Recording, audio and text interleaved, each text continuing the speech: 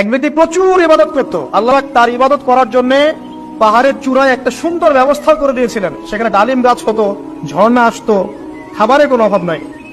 হাদিস এসেছে 500 বছর সে ইবাদত করেছে। কত বছর? কিয়ামতের মাঠে এই ব্যক্তির অবস্থা এমন হবে, তাকে জান্নাতে প্রবেশ করানোর জন্য নিয়ে যেতে বলা হবে। যাও আমার রহমতে জান্নাতে চলে যাও। আল্লাহ পাক তাকে এই কথাটা বলবেন। কিন্তু এই ব্যক্তি বলবে আমার আমলের কারণে। আল্লাহ পাক বলবেন আমার রহমতে জান্নাতে চলে যাও। ব্যক্তি বলবে আমার আমলের কারণে।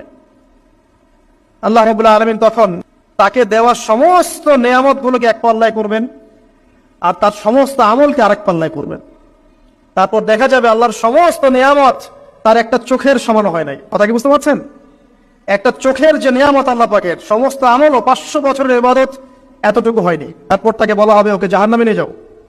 এবার জাহান্নামে যাওয়ার সময় সে বলবে আল্লাহ তোমার রহমতে আমাকে মাফ করে দাও। তখন আল্লাহ পাক তাকে আবার ডেকে নিয়ে আসবে, বলবেন যে তোমাকে যে আমি ইবাদত করার জায়গা করে দিয়েছিলাম, এটাকে তুমি নিজে করেছো না আমি করেছি? সে বলবে আপনি করেছেন। তোমাকে যে আমি সৃষ্টি করেছিলাম তখন কি তুমি কোন আমল করেছিলে? বলবে না। তাহলে তোমাকে যে সৃষ্টি করেছি আমি, এটা কি তোমার আমলের কারণে?